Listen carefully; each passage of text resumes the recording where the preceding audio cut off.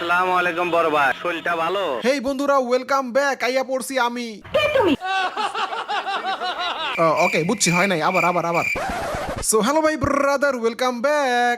এবার মিলছে, এবার মিলতে বলেন, শুরু করি। স্যার আপনি একটু বাইরে গিয়ে আবার ঢুকেন, আমরা আপনাকে দাঁড়ায় সম্মান করি।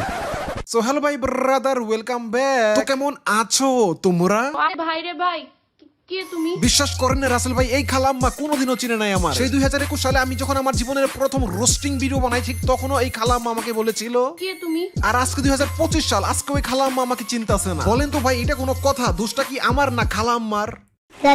এটা কোনো কথা? ওয়েল, সো সবকিছু বাদ, এখন কাজের কথায় আসি। মহান আইলি কেন? খেলার নাম বাবাজি, আগে আপোষে ডাকলাম আইলি না।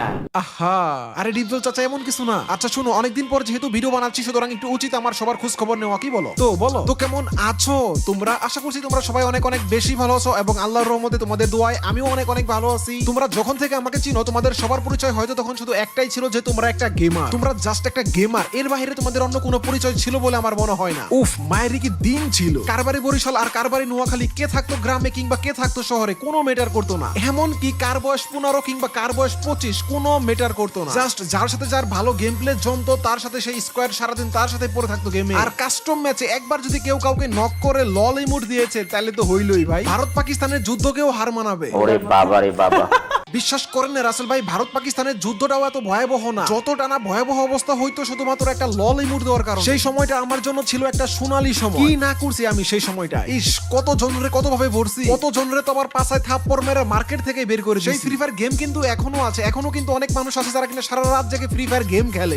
কিন্তু নেই শুধু এখন আমার, শুধু সেই 2019 সাল থেকে 2022 সালের ফ্রি ফায়ার প্লেয়ার গুলো। শুনেছি তারা নাকি বেশিরভাগই এখন আর গেম খেলে না, তাদের পরিচয় এখন আর গেমার না। তাদের ভিতরে কেউ হয়তো এখন আর দুনিয়াতে নেও, কেউ হয়তো আবার বেঁচে থেকেও মরে আছে, কেউ আবার রয়েছে নিজের সকল ইচ্ছা স্বপ্ন মাটির নিচে চাপা দিয়ে নিজের পরিবারের দিকে তাকিয়ে তারা এখন বিদেশে পাড়ি জমিয়েছে। কেউ বা হয়তো একটা চাকরির জন্য এই পার থেকে সেই পার ঘুরে ঘুরে বেড়াচ্ছে, কিন্তু চাকরি আর হচ্ছে না। আবার কেউ হয়তো চাকরি পেয়েও গিয়েছে, এখন সে চাকরি নিয়ে ব্যস্ত। আর ওই যেই মেয়ে গেমার গুলো ছিল, তারা হয়তো এখন কারো না কারো সংসার করতেছে, কারো এখন আর গেম খেলার সময় নেই, সবাই সবার জীবন নিয়ে ব্যস্ত।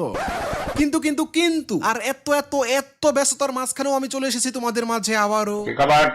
এত ব্যস্ততার মাঝখানেও মানুষ যখন একটু অবসর সময় পায়, তখন তারা কি করে? কেউ হয়তো একটু ফেসবুক স্ক্রল করে, কিংবা কেউ হয়তো একটু টিকটক চালায়। বিশ্বাস করেন না রাসেল ভাই, সেদিন আমি সকালবেলা ঘুম থেকে উঠে একটু ফেসবুকে ঢুকেছিলাম, আর সাথে সাথে আমি শুনতে পেলাম, বলেন তো ভাই, এটা কোনো কাম হইলো? ফেসবুকে লাইভে এসে কেমনে পারলো নিজের মায়ের নিয়ে এসব কথা বলতে? আহা, সমাজ কোথায় গিয়ে দাঁড়িয়েছে? সমাজ তো ধ্বংস হয়ে যাচ্ছে। সমাজ কতটা নষ্ট হলে এই কথা শুনতে হয়? এই অসভ্য প্রাণীদের কথা আমি ভুলে থাকতে চাই। কত সুন্দর একটা পরিবার ছিল, এরা মা ছেলে একসাথে কত জায়গায় ঘুরতে যেত। হঠাৎ বুঝলাম না এই মা ছেলের সংসারে কি এমন হইল। এর মতো একটা মহিলা ধর্ষণ মামলা আমাকে দিতে পারে? 50 বছরের একটা মহিলা আমাকে ধর্ষণ মামলা দিচ্ছে। তাকে কিভাবে ধর্ষণ হয়?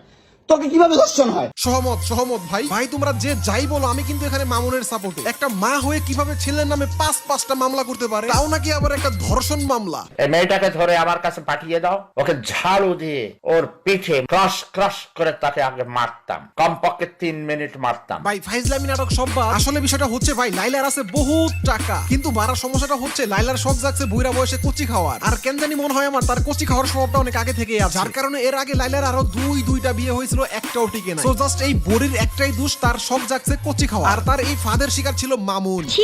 এভাবে প্রকাশ্যে কেউ কে এসব কথা বলে? এই টিকটকার লাইক স্টার মামুনের নাম হচ্ছে প্রিন্স মামুন। বেচারা যদিও বস্তিতে বসবাস করতো, কিন্তু তার শখ ছিল প্রিন্স হওয়ার। চলো মামুনের অতীত সম্পর্কে তোমাদেরকে হালকা একটু ধারণা দেই। এই পোলা আগে গ্রামের বিভিন্ন বিয়েতে গিয়ে নাচতো সামান্য কয়টা টাকার জন্য, আর পাশাপাশি করতো টিকটক। বেশ, খেলা তো ভাই এখান থেকেই শুরু। কোচি মামুন টিকটকে কোমর ধুলায় নাচতো, আর চোখে পড়ে গেল লাইলা। আমার তো কেন জানি মনে হয় লাইলা যখন প্রথম মামুনকে দেখেই লাইলার হয়ে গিয়েছিল ভাই। এরপর আর কি, বাংলা সিনেমার কমন কাহিনী, শুধুমাত্র একটু উল্টা। বাংলা সিনেমাতে আমরা ঠিক যা দেখতাম, নায়িকা থাকতো অনেক বড় লোক, নায়ক থাকতো গরিব, ঠিক সেম কাহিনীটা এই লাইলা মামুনের সিনেমাতেও হয়েছে। যেই সিনেমাতে লাইলা হচ্ছে অনেক বড় লোক আর মামুন হচ্ছে ফকির নিচু। ব্যাস, এরপর আর কি, জমে গেল প্রেম। মামুন পড়ে গেল এমন একটা মেয়ের প্রেমে যে কিনা তার মায়ের থেকেও বড়। এইদিকে মামুন আর তার মায়ের ধান্দা ছিল লাইলাকে পটিয়ে তার টাকা পয়সা সম্পদ ভোগ করে এরপর লাইলাকে ছেড়ে দেওয়া। আর অন্যদিকে ভুস্কি মার্কা মহিলা লাইলার, তার ইচ্ছা ছিল শুধুমাত্র একটা কোচি ছেলে খাওয়া। ভাই আমি বুঝি না, মানুষ কত বড় বকচুদ হলে নিজের মায়ের থেকেও বয়সে বড় তার সাথে প্রেম করে। আর এই লজ্জাহীন লাইলার কথা কি বলবো ভাই, ইতিহাসে এমন কোন স্টোরি আছে নাকি নাকি আমি জানিই না। এই জন্যই ভাই আমি আমার সেই পুরাতন ভিডিওগুলোতে সবসময় বলতাম যে ভাই পোলিও টিকা অনেক বেশি ইম্পর্টেন্ট। এই ভিডিওটা যারা যারা দেখতেছেন, আপনার যদি মনে হয় যে আপনার বাবা মা আপনাকে ছোটবেলায় পোলিও টিকা খাওয়ায় না, বিশ্বাস করেন রাসেল ভাই, আসলে এমন যদি হয় তাহলে বাংলাদেশের নেক্সট বকচোদ আপনি হতে যাচ্ছেন। ওহ ভাইরে ভাই, লাইলা মামুনের বকচোদ মার্কা কাহিনী সে কবে থেকেই তো দেখে আসতেছি, এই জন্য অনেক সময় এগুলো ইগনোর করি। মনটা চাই খুললে ওগো মুখের ভিতরে ঢুকায় রাখি, যাতে করে এই বস্তিগুলোর নতুন কোনো সিনেমা আর না দেখতে হয়। কিন্তু ভাই কষ্টের কথা আর কি বলবো, সিনেমা একটা দেখা শেষ করি আরেকটা দেখা শুরু হয়। কষ্ট করে জিম করলাম, ওয়ার্কআউট করলাম, আমি কম খাই, আমি এত বেশিও খাই না সবার মতো। সো আমি যদি আমার ফিগারটাই না দেখাতে পারি তাহলে তো এটা কেমন না, এত কষ্ট করে লাভ কি? ভাইরে ভাই, আপনি যাই কোন আর তাই কোন, কথাটা কিন্তু আমার চরম ভাল লাগে। এত লুকোচুরি না করে ডাইরেক্ট পরিচয় দিয়ে দিছে। আপনি যাই ভাবেন না কেন ভাই, এটা বলতে বাধ্য যে মেয়েটার অনেক সাহস আছে। আসলেই কিন্তু সাহস অনেক বড়, হ্যাঁ অনেক বড়। অনেকদিন পর যেহেতু ভিডিও বানাচ্ছি, বিশ্বাস করেন না রাসেল ভাই, মাথায় কিচ্ছু আসতেছে না। আর এইদিকে আপনারা যারা আমার সাবস্ক্রাইবার আছেন তারা তো আমার পিছনে উঠে পড়ে লাগছে। এত বছর ধরে এত চেষ্টা করলাম নিজেকে লুকায় রাখার, আর পারলাম না। ভাই বিশ্বাস করেন অনেক চেষ্টা করছি, তো এই জন্য আমিও চেষ্টা করতেছিলাম একটা ভরাভরি ভিডিও নিয়ে আসার জন্য, বাট পারতেছিলাম না। আমার অনেক অনেক খুব ইচ্ছা ছিল যে আমি অনেক সুন্দর একটা কামব্যাক করব, যে কামব্যাক দেখে সবাই সারপ্রাইজ হয়ে যাবে, কিন্তু সেটার কিছুই হয় নাই। কেন জানেন? আজ মানে যখন আমি ভিডিওটা বানাচ্ছি ঠিক আজকে ঠিক রাত 12টায় আমি টিকটকে ঢুকি, আর কেন জানি আমার সামনে এই ভিডিওটা চলে আসে। সো হ্যালো ভাই ব্রাদার, ওয়েলকাম ব্যাক অল্প কিছু সময়ের জন্য। তো তাড়াতাড়ি বলো কেমন আছো তোমরা? আশা করতেছি তোমরা সবাই অনেক অনেক অনেক ভালো আছো।